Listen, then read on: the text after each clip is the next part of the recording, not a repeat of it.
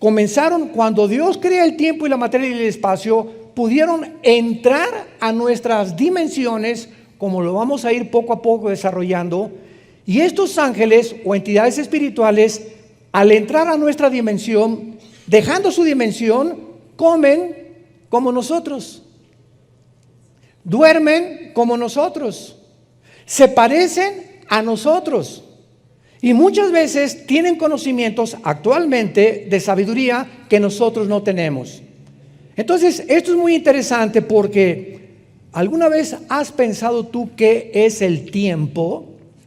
¿Cómo podríamos definir la palabra tiempo? Hay una frase muy conocida de los marineros y dicen: el tiempo y las mareas no se pueden detener. Muy bien, nosotros hemos inventado desde la antigüedad muchas formas para definir el tiempo, porque en la antigüedad pues se veía la posición del sol en el cielo. Más tarde se inventaron los relojes de arena, después los de bolsillo, y actualmente tenemos relojes pues de pulsera, de pared, computadoras, internet, donde todos los días estamos midiendo lo que es el tiempo. Vean ustedes este ejemplo. ¿Cuál es el presente ahorita de todo lo que les he compartido? El presente es una parte infinitesimal entre el pasado y el futuro. Cuando yo estoy hablando, ya pasó. El presente es infinitesimal y estamos entre el pasado y el futuro. Cada milésima de segundo que pasa, ese fue el presente y ya no existe. Lo que hace una milésima de segundo tú estabas pensando o haciendo ya no existe, porque ya forma parte del pasado. Entonces vemos cómo el tiempo es algo que viene así y al mismo tiempo se viene proyectando hacia el futuro, pero no quiero que se empachen todavía.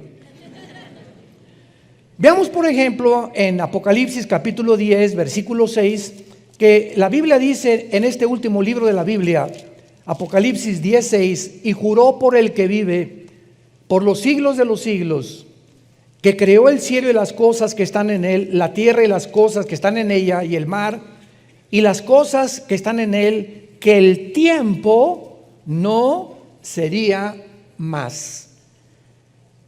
La Biblia nos muestra que viene una época o un tiempo donde ese tiempo en el cual tú y yo formamos parte, que es el pasado, el presente y el futuro, ya no va a existir. Y esta es la razón, me estoy adelantando bastante, esta es la razón por la cual hay muchos teólogos que creen que las almas en el infierno no van a poder durar en la eternidad, porque van a ser aniquiladas o destruidas. Entonces una vez me acuerdo de una reunión que tuvimos de pastores, me hicieron esa pregunta a mí: ¿usted qué piensa del infierno? ¿Será algo eterno o será algo temporal? Y entonces cuando venimos a la Biblia descubrimos que ahorita, después de esta época que se llama la iglesia, ¿qué sigue?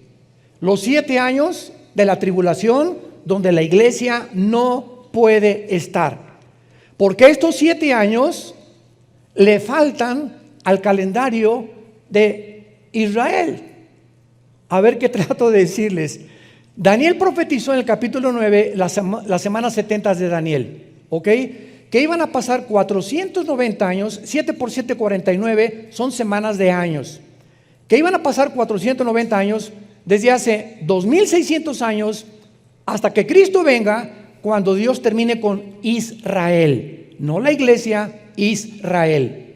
Entonces, desde que Nehemías 2 se dictó la orden para reconstruir las murallas de Jerusalén hasta Cristo, pasaron 483 años.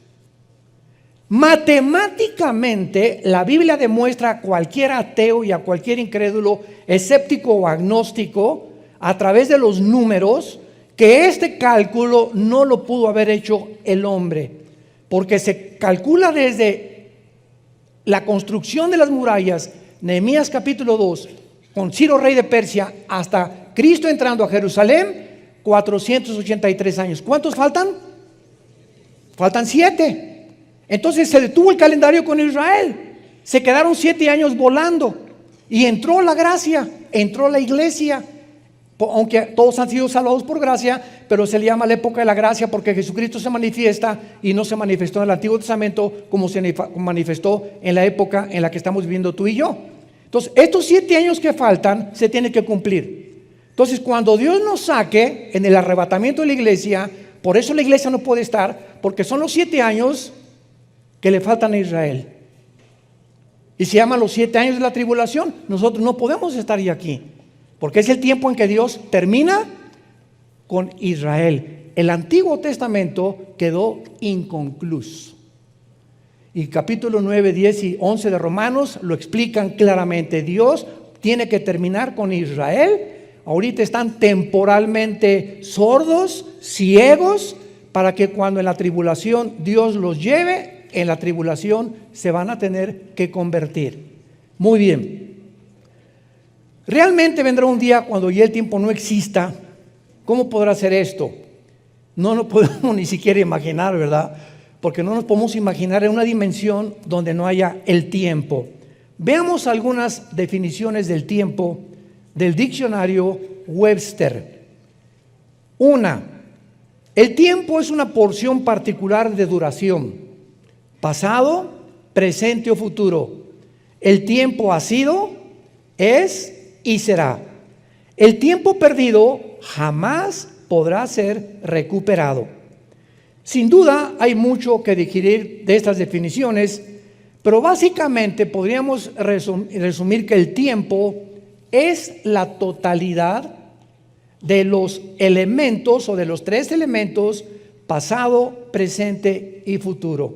Eso es lo que es el tiempo para nosotros: pasado, presente y futuro. Ahora bien, cuando venimos a la Biblia, libro de los libros, este libro es el único libro de los billones de volúmenes que existen en las librerías en el mundo entero, el único libro que contiene la hiperdimensión. O sea, este libro nos transporta más allá del tiempo y antes del tiempo, y nos abre un panorama para mostrarnos lo que en el siglo pasado Alberto Einstein, el astrofísico y físico matemático alemán nacionalizado norteamericano, en 1920 más o menos 25, postuló su famosa teoría: energía igual a m, materia igual a la velocidad al cuadrado de la luz.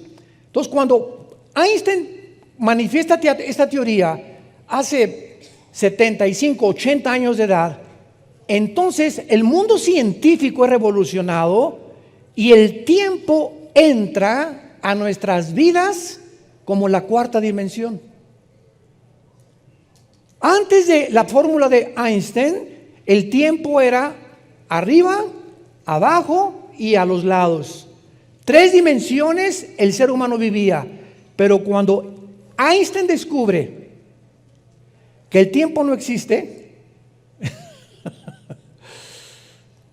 el tiempo no existe, lo vamos a comprobar ahorita, entra el tiempo a formar parte de la 4ª dimensión. Y antes que Einstein, la Biblia ya nos teletransportaba y nos mostraba la inexistencia del tiempo, más que de acuerdo a la forma como nosotros desde que nacemos y morimos contamos los años, los minutos, los segundos, etcétera, etcétera. Y les voy a dar este ejemplo.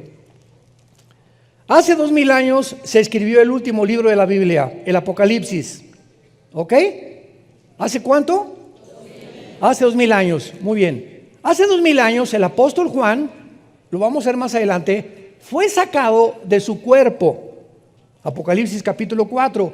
Fue sacado de su cuerpo y fue trasladado 2000 años después al futuro. Juan estaba allá hace 2000 años. Y Juan es transportado 2000 años para ver cómo va a terminar la humanidad. Vio al anticristo, vio a la gran ramera, vio las copas, vio los sellos, vio las cosas que cuando él estaba vivo no estaba sucediendo. Entonces Juan vio algo que va a suceder que no ha sucedido en el presente y que ya sucedió. Les dije que se les iban a fundir los fusibles. Cuando yo descubrí esto y me di cuenta, ¿verdad?, ¿cómo es posible que la Biblia nos muestra que sí se puede viajar en el tiempo? ¿Y cuántas películas hay acerca de esto? Viajeros del espacio, o personas que se transportan o que regresan en el pasado a la época de Hernán Cortés, y que aparecen de repente en la época de Hernán Cortés vestidos diferentes y regresan otra vez al siglo XX de donde fueron sacados. Cantidad de películas hay de este aspecto, pero quiero mostrarles a ustedes los ejemplos que la Biblia nos da de estas personas que han sido sacadas de su cuerpo, han sido transportadas al pasado y al futuro. Ezequiel capítulo 8. Veamos primero con el profeta Ezequiel. Todo esto está en la Biblia y muchos no lo han descubierto porque siguen con telenovelas, perdiendo el tiempo que no jamás se recupera en toda tu vida. Dice Ezequiel capítulo 8, en el 6º año, en el mes 6º, a los 5 días del mes, aconteció, es Ezequiel que está describiendo esto, que yo estaba sentado en mi casa y los ancianos, o sea, los líderes de Judá, estaban sentados delante de mí. O sea, Ezequiel se encontraba cautivo en Babilonia. Y allí se posó sobre mí la mano de Jehová el Señor. Y miré, he aquí una figura que parecía de hombre, desde los lomos para abajo, fuego, desde sus lomos para arriba, parecía resplandor, el aspecto de bronce refulgente. Él está describiendo a un ángel, que así es como se describen en Daniel también. Entonces ahí está sentado Ezequiel, se le aparece un ángel. Y aquella figura extendió la mano y me tomó por las cejas, o sea, traía trenzas en su cabello Ezequiel, y el espíritu me alzó, o sea, lo sacó de su cuerpo entre el cielo y la tierra, entre el cielo y la tierra, no arriba del cielo, entre el cielo y la tierra, donde el tiempo existe. Y me llevó en visiones de Dios a Jerusalén. En otras palabras, aquí está Ezequiel. Señor, ¿por qué estamos sufriendo todos los judíos? ¿Por qué estamos aquí en Babilonia exiliados, sin altar, sin sacerdotes, sin ofrendas, sin ovejas, sin nada? ¿Qué pasó, Señor? Realmente quiero saber. Eso es lo que anteriormente estaba Ezequiel pensando. Entonces Dios lo saca de su cuerpo y lo lleva al pasado a mostrarle a Ezequiel la razón por la cual se encontraban ellos en el exilio. Y cuando Ezequiel descubre todo lo que Dios le muestra, por ejemplo, en el versículo 5, Dios le dice, me dijo, hijo de hombre, alza tus ojos hacia el norte.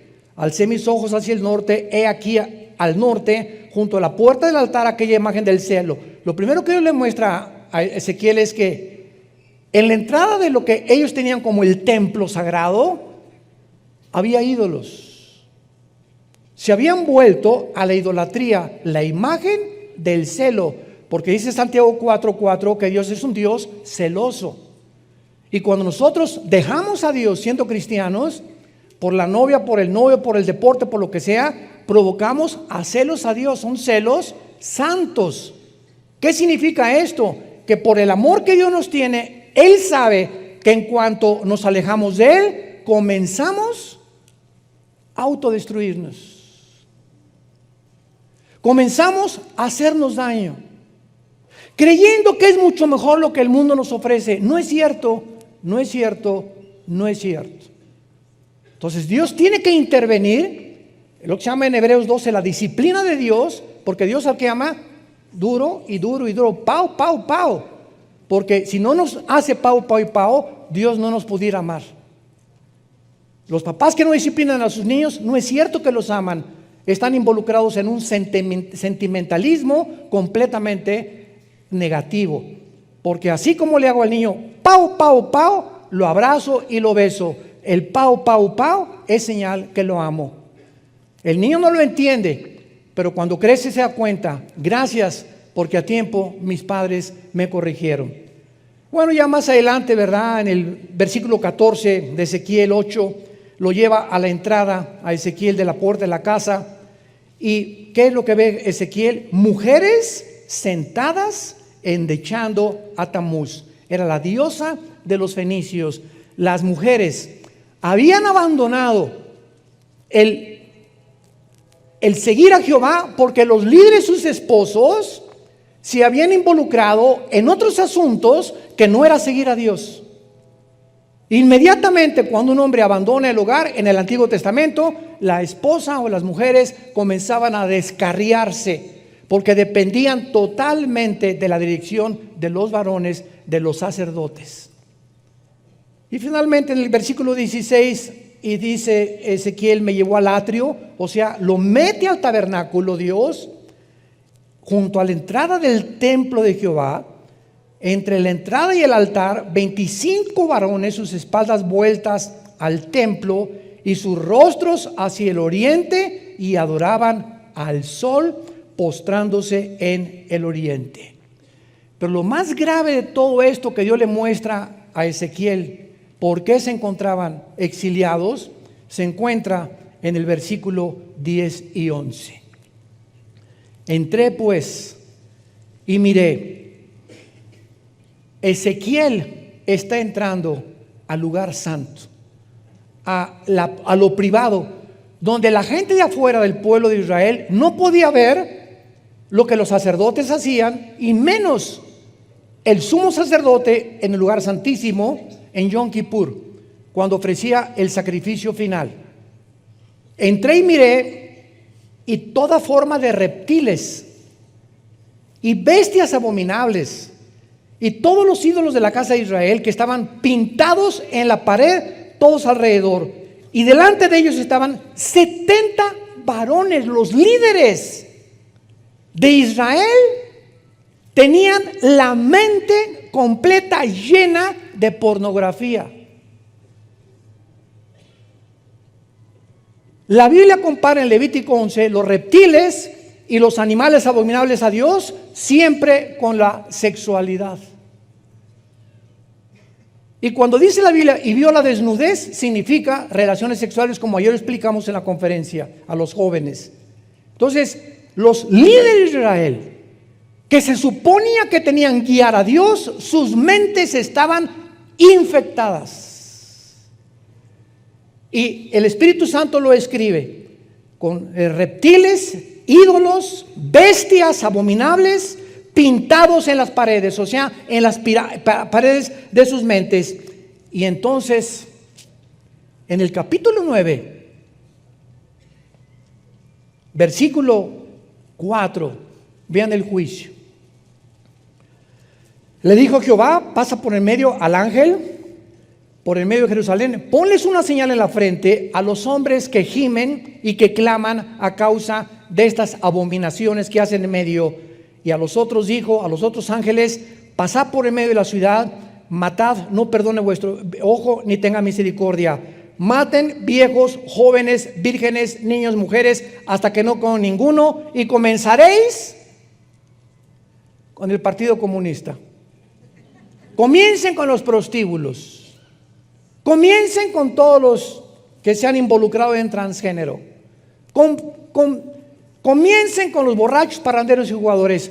Comiencen en mi santuario. El juicio comienza primero en la casa de Dios. Y lo confirma 1 Pedro capítulo 3 en el Nuevo Testamento. Si Dios va a juzgar al mundo, va a comenzar con nosotros. Antes de que Dios siga con más juicio en el mundo, va a comenzar a limpiar su iglesia. Y ahorita es un tiempo de purificación de los cristianos, porque ahorita los que no son, no van a aguantar lo que se viene el mes que entra, o dentro de 6 meses, o dentro de un año. No lo van a aguantar. ¿Por qué? Porque en el tiempo en que debemos fortalecer nuestras vidas y fortalecer nuestra vida interior es para prepararnos para los próximos meses. Cuando dice David, Señor, enséñame a contar mis días para que traiga sabiduría, esa palabra contar en el hebreo es preparar. ¿Y qué es lo que nos prepara para mañana y para la semana que entra? La oración. ¿Qué es lo que nos prepara para el futuro? La oración. Vivir de rodillas. Velad y orad para que no caigáis en tentación. Las tentaciones que vienen ahorita en el mundo no nos las vamos a acabar. A los hombres y a las mujeres también. Y solamente van a sobrevivir los sobrevivientes de los Andes.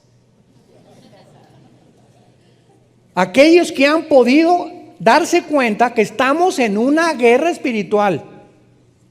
No estamos en Disneylandia ni en Reino Aventura.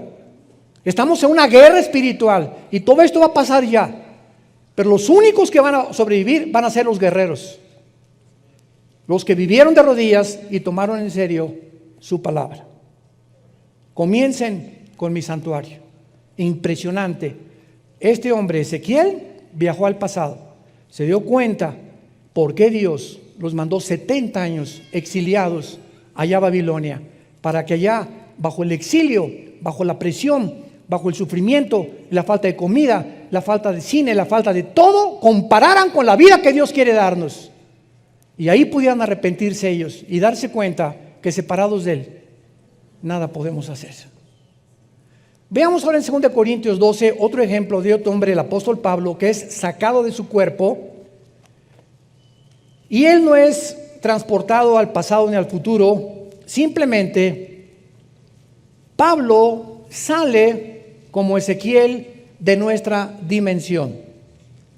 Dice 2 Corintios 12, ciertamente, quiero recalcar esto, cuando Pablo está escribiendo esto, ya habían pasado 15 años de su experiencia que va a narrar a continuación. No me conviene gloriarme, pero vendré a las visiones y a las revelaciones del Señor. Conozco a un hombre, o sea, él se describe así, en Cristo, que hace 14 años, si en el cuerpo no lo sé, si fuera del cuerpo no lo sé, Dios lo sabe, fue arrebatado hasta donde Dios tiene su trono, hasta el tercer cielo. Pablo fue sacado y cuando él fue sacado, en su mente subconsciente, cuando él regresó, como cuando vemos el sueño, ¿era yo en el sueño? ¿Era realmente mi papá el que vi? ¿Era mi tía la que vi en el sueño, que me jaló los pies en la noche? Y comenzamos a darnos cuenta, nuestra mente consciente registra la mente inconsciente porque está en el subconsciente para que pueda ser almacenada, y es impresionante el almacén que tiene nuestra memoria de cosas que vemos todos los días. Tú puedes pasar en un mercado y ver una marchanta vendiendo mangos y llegas en la noche y te acuerdas de la cara y de la experiencia con la marchanta de los mangos. Y tenemos 1001 eventos y características y experiencias diarias que están todas en la mente. Por eso Romanos 12:2 nos dice, no se conformen a este mundo, o sea, no acepten que el mundo moldee vuestra manera de pensar. Si tú estás viendo siempre pornografía y telenovelas, está entrando todo a tu mente sin que te des cuenta, está moldeando tu subconsciente, tu inconsciente, y está provocándote que cuando estés en tu consciente, lo que entró por tus ojos, lo que oíste por tus oídos, va a determinar tu manera de vivir. Tu psicología determinará tu filosofía, y tu filosofía determinará tu manera como tú vivas. Tú eres lo que eres y haces lo que haces porque eso es lo que crees. ¿Y sabes por qué haces lo que crees? Porque has creído la mentira. Y Satanás es el padre de la mentira. Y cuando hacemos cosas malas es porque de la abundancia del corazón habla la boca. Cuando hablamos cosas malas y maldecimos es porque nuestro corazón así está infectado, enfermo. Nuestra alma está enferma por dentro. Y lo único que nos puede lavar es esto. Día y noche medita Josué en este libro de la ley. No se conformen a este mundo, dice Romanos 12:2, sino transfórmense. Cambia tu manera de pensar, cambia tu manera de entender. Comienza a llenarte, a memorizar la palabra de Dios, que llene tu palabra. 2 versículos en la mañana, 2 en la tarde, 2 en la noche. Memoriza la palabra, memoriza el Salmo 23, el Salmo 91. No puede, hermano, pues no, porque no memorizas. Es que no se me queda nada, pues porque nunca lo has practicado. Un niño de 6, 7 años puede hablar 4 idiomas. Un niño de 7 años puede hablar 4 idiomas. Hay niños que se están graduando de la universidad de 14, 15 años de edad. Nadie diga, no puedo. Sí se puede, cuando nosotros obedecemos la palabra de Dios. Y dice Pablo, fue arrebatado del cielo, y dice el versículo 3, conozco al tal hombre, si en el cuerpo fuera el cuerpo, no lo sé, Dios lo sabe, que fue arrebatado al paraíso. ¿Se acuerdan cuando Cristo estaba en la cruz? ¿Qué le dijo al ladrón? Hoy estarás conmigo. Estaba el paraíso todavía en el centro de la tierra. En el centro de la tierra. Después de la cruz, el paraíso ya no está en el centro de la tierra. Lo único que está en el centro de la tierra es el infierno. Ahí está todavía el infierno en el centro de la tierra.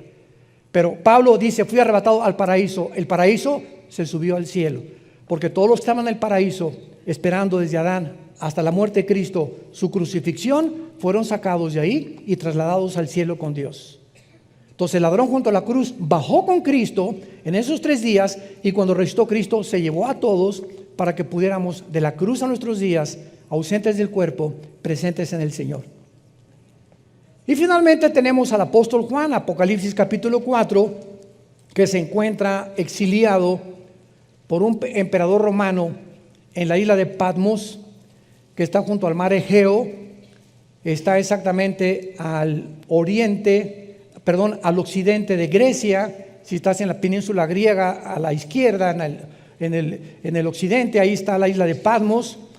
Y dice Juan, cuando estaba ahí en la isla, después de que describe los candeleros del capítulo 2 y 3, después de esto, miré, he aquí una puerta abierta en el cielo. La Biblia nos muestra que hay muchos hombres que, estando aquí en la tierra, Dios les permite abrir el primer cielo, el segundo cielo y ver el tercer cielo.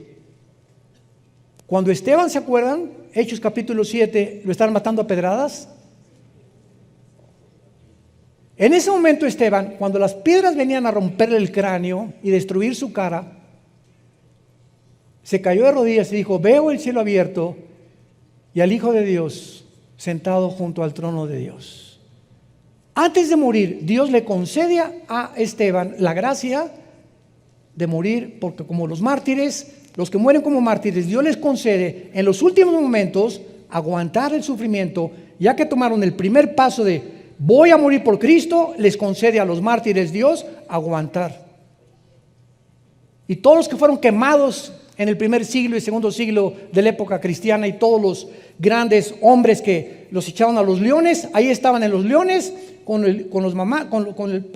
la niña, con el chiquito, en los matrimonios, abrían las jaulas, salían los leones y los tigres y me decían, no, písanlo, sáquenme de aquí.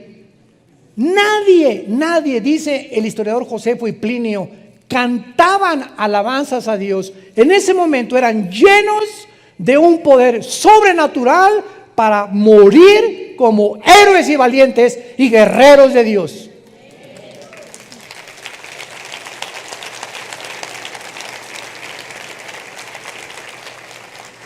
Pero si tú no vives para Dios en esta vida, tampoco estarás listo para morir por Él.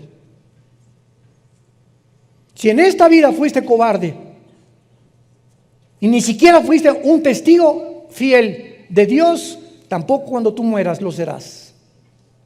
Tenemos primero que vivir para que Dios nos conceda esa gracia al morir, de morir en paz, o por lo menos si morimos de esa forma como mártires, saber que en ese momento Dios nos sostendrá y nos proveerá la forma en la que pasemos al otro lado de la vida. Dice Apocalipsis 2, y ellos le han vencido por la sangre del Cordero y porque menospreciaron sus vidas hasta la muerte. Porque el que quiera salvar su vida, la va a perder. pero el que la pierda por causa de mí, la salvará. Muy bien. Veamos ahora a continuación lo que hablábamos de Alberto Einstein con su teoría E igual a mc al cuadrado. La energía es igual a la masa por la velocidad de la luz al cuadrado.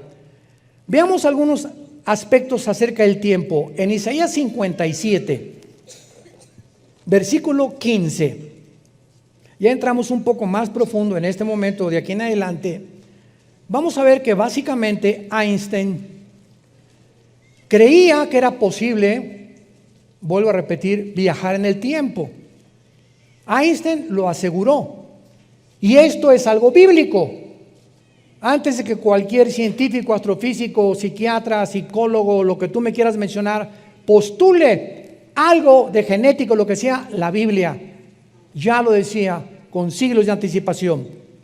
Entonces vemos que Dios toma varias personas en la Biblia, como lo hemos visto, y vemos a continuación que realmente en el cielo no existe el tiempo. En el cielo no existe el tiempo, porque Dios es el que habita en el pasado, en el futuro o en dónde. Isaías 57:15. Así dijo el alto y sublime, el que habita en la eternidad, no el que habita en la dimensión de nosotros, y cuyo nombre es el Santo. Yo habito en la altura y la santidad, y con el quebrantado y humilde de espíritu, para vivificar o para hacer vivir el espíritu de los humildes. Nada más. Y para vivificar el corazón de los quebrantados. El mismo Dios que habita fuera de nuestra dimensión, de 4 dimensiones donde vivimos nosotros, todo el universo, hasta la última estrella y hasta el último planeta que pudiera existir, o hasta el último hoyo negro que se perciba en el cielo cósmico, todo el universo en el cual nos encontramos nosotros, en el planeta Tierra, todo el universo está bajo 4 dimensiones. Bajo 4 dimensiones. Y arriba de ese universo, nosotros pensamos, habrá una nave que salga de la Tierra a más que la velocidad, 300,000 kilómetros por segundo, que es la velocidad de la luz, y que podamos llegar al cielo, donde está Dios. No, porque ese cielo donde está Dios no está dentro del final del universo. Está fuera completamente de las 4 dimensiones donde exista la materia y donde existe el tiempo. Y es igual también cuando alguien dice, ¿y si hacemos un pozo en la tierra, llegaremos al infierno? No, porque abajo en la tierra no es Cancún. En el centro de la tierra, lo único que sabemos es que hay fuego. Esto es científico, por los geofísicos, es fuego. Pero si bajamos hacia la tierra, no vamos a encontrar el infierno, porque el infierno se encuentra en otra dimensión. En una dimensión donde los que están en el infierno están bajo una llama que no se queman. Están vivos y tienen memoria. Y recuerdan lo que hicieron en la tierra. Pero al mismo tiempo, ahí tienen ya 2,000, 3,000 años y no han envejecido. Están esperando ser sacados para ser lanzados después del milenio al lago de fuego. Entonces, no vamos a poder encontrar el infierno porque es otra dimensión invisible a nuestros ojos, que es más real que la de nosotros. Porque ellos, o los ángeles que pertenecen a esa dimensión, como los que están en el infierno y en el cielo, tienen acceso a nuestra dimensión. Nosotros estamos limitados de salir de nuestras 4 dimensiones, más que en los casos excepcionales que acabamos de mencionar. Cuando Dios sacó a Elías, también le abrió los ojos y vio los ejércitos de Dios. Ezequiel fue transportado al pasado. Pablo le reveló cosas, Dios, que dijo, no hay lenguaje para decirles lo que vi en el cielo. Y Juan, que Dios le dio todo el Apocalipsis allá desde el cielo también. Entonces, en el tiempo, en la eternidad, no existe el tiempo, el pasado ni la materia. Y ahora vamos a entender esto para poder pasar más profundamente. Antes de que no existiera nada, existía Dios. ¿Dónde habita Dios? Vamos a poner aquí, ojalá tuviera yo aquí una pantalla o algo, ¿verdad? Pero vamos a pintarlo como fuera una franja en la eternidad. Y Dios decide crear un mundo o una dimensión en la que tú y yo vivimos, Y entonces Dios crea 3 cielos. En el principio Dios creó, ¿singular o plural? Son 3 cielos. Lo explica también 2 Corintios 2 el apóstol Pablo, que es de la atmósfera hacia abajo, es el primer cielo, donde es el campo de batalla de Satanás. Efesios 2 del 1 al 3. Después sigue el cielo cósmico y después sigue el tercer cielo, donde Dios de la eternidad decide bajar y hacerse un cielo para que desde ese tercer cielo poner su trono, un trono que antes no tenía, aunque Él era el soberano del universo, y desde el tercer cielo tener control sobre el mundo que creó, bajar y subir, como lo vemos en la Biblia, que Dios bajó, platicó con Abraham, y muchas veces se aparece en la forma de Jesucristo, pero antes de que fuera encarnado, etcétera, etcétera. Pero el tercer cielo también va a desaparecer, y ese tercer cielo, donde ahorita Dios escogió tener su trono, ¿dónde creen que lo va a cambiar? A la ciudad de Jerusalén.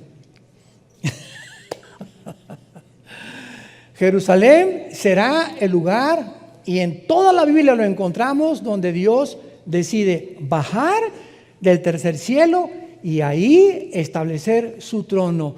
Y desde Jerusalén va a controlar el nuevo universo que Él va a crear, con los nuevos cielos y la nueva tierra. ¿Y quiénes creen que vamos a hacer ahora? Ya no los ángeles, sus agentes, que seremos enviados a quién sabe cuántas galaxias. ¿Quiénes creen que vamos a hacer nosotros? Bueno, ya se los dije. Nosotros. Insignificantes moluscos que somos ahorita.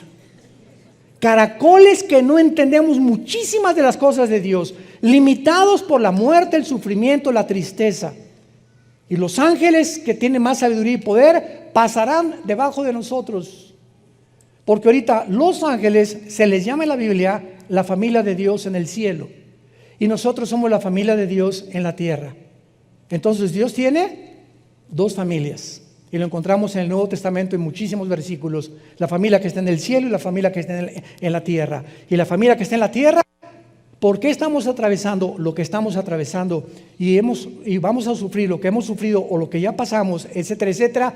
Porque está Dios formando en este campo de entrenamiento que es nuestra vida, que así se pasa, formando nuestro carácter. Porque cuando tú mueras vas a seguir siendo tú Fernando, vas a seguir siendo Fernando de Atizapán de los elotes, y tú vas a seguir siendo Carmelita y yo voy a seguir siendo Armando, pero con otra mentalidad. Pero la conciencia, nuestro yo, nuestro ego, vamos a seguir siendo nosotros. Claro que con cuerpo ahora Rambo se va a quedar chiquito y Madonna para las mujeres, ¿verdad? Pero nuestra personalidad no la podemos dejar. Seguiremos siendo nosotros. Y nos vamos a dar cuenta cuando veamos todo lo que vamos a hacer, que valió la pena. Como dice Romanos 8 el apóstol Pablo, las cosas que hemos sufrido no se pueden comparar con las glorias que Dios tiene para aquellos que le aman y que han pagado el precio de ser fieles hasta la muerte. Perteneces tú y tú a esa clase de guerreros, o prefieres vivir en esta vida lo que el mundo te da: tristezas, vergüenzas, frustraciones, desilusiones y amarguras, todo lo que el pecado le ofrece al ser humano.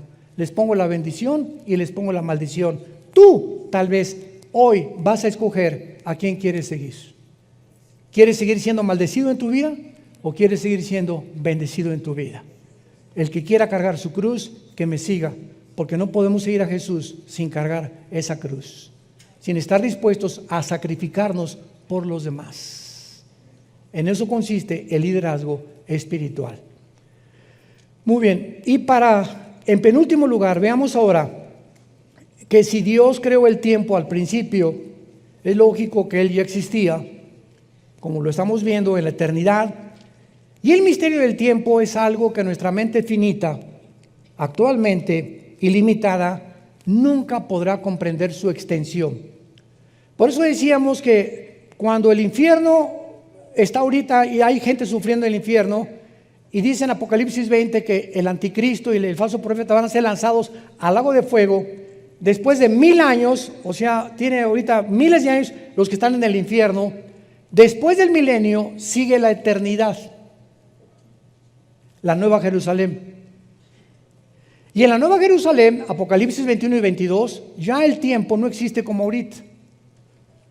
Entonces la pregunta es, en la eternidad, cuando dice la Biblia, sufrirán el infierno por los siglos de los siglos, estos siglos es una medida del tiempo.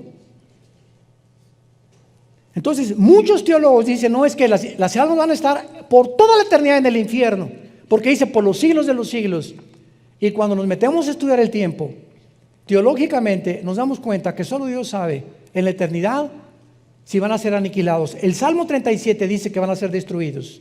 Más de 7 veces las almas de los impíos serán consumidas, serán destruidas. Y si esto es verdad, será después de la Nueva Jerusalén. Pero mientras tanto, el infierno está calientito y también el lago de fuego para todas aquellas personas que se negaron a seguir a Jesucristo. Ahora muy bien, en Juan capítulo 1, hay una revelación tremenda acerca del tiempo, y no solamente del tiempo, sino también de la misma, asombrémonos, filosofía. Recuerdo algunos años que me invitaron a la Facultad de Filosofía y Letras en la UNAM, y me acuerdo que el que estaba al frente de esta facultad me dijo, señor Dusin, por favor, no meta usted a Dios. Y no queremos religión, porque así comenzamos a entrar en las universidades con la evolución o la creación o la filosofía del ateísmo, y con esos títulos ya estaba más o menos camuflajeado, ¿verdad? Para que nos pudieran abrir las puertas en muchas escuelas y universidades. Y en aquel tiempo hablé sobre la filosofía y la Biblia, y dije, la Biblia no es un libro religioso, pero lo que vengo es esto. A estos estudiantes de filosofía les hice esta pregunta: ¿ustedes creen que Sófocles, Aristóteles, Platón, Sócrates, todos estos filósofos de la época de oro, 250 años antes de Cristo más o menos, los filósofos del siglo XX, Freud, Ingersoll,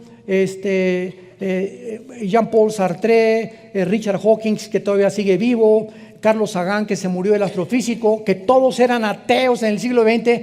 ¿Ustedes creen que todos estos ateos del siglo XX, filósofos, superaron la filosofía de los griegos? Y todos los estudiantes comenzaron a verse unos a los otros, no se atrevían a contestar. Y les dije, ¿saben por qué no se atreven a contestar? Porque es impresionante que esta filosofía de los griegos, que llegaron a una lógica elemental a conocer a Dios, los filósofos del siglo XX, ensoberbecidos por la tecnología y el descubrimiento y el ADN y las computadoras, llegaron a negar a Dios. Nunca en la historia ha habido tantos ateos más que en el siglo XX. Nunca en la historia. Los más grandes científicos, astrofísicos, matemáticos como Blaise Pascal, cristiano, Isaac Newton, cristiano, nacidos de nuevo. Einstein no fue ateo, Louis Pasteur, Maxwell, el de las ondas, todos ellos eran personas que profesaban tener una relación con el Jesucristo a través de la Biblia. Entonces, estos estudiantes se quedaron así absortos porque se dieron cuenta, ¿verdad?, de que cuando los filósofos griegos, que superaron en su lógica a los ateos que niegan a Dios, los filósofos griegos convierten a los ateos en payasos, en títeres, en personas que ya no usan la razón. Son ateos porque mi maestro era ateo, y porque tengo la fe del Che Guevara, y porque si no eres ateo no eres intelectual ni eres inteligente. Fíjense nada más los motivos por los cuales el ateísmo brilló en el siglo XX. ¿Y qué fue lo que dijo Sócrates? Pienso, luego existo. Existo, luego vivo. Si estoy vivo, tiene que haber una causa para mi existencia. Y si esta causa no está en mí, trasciende mi humanidad y mi inteligencia.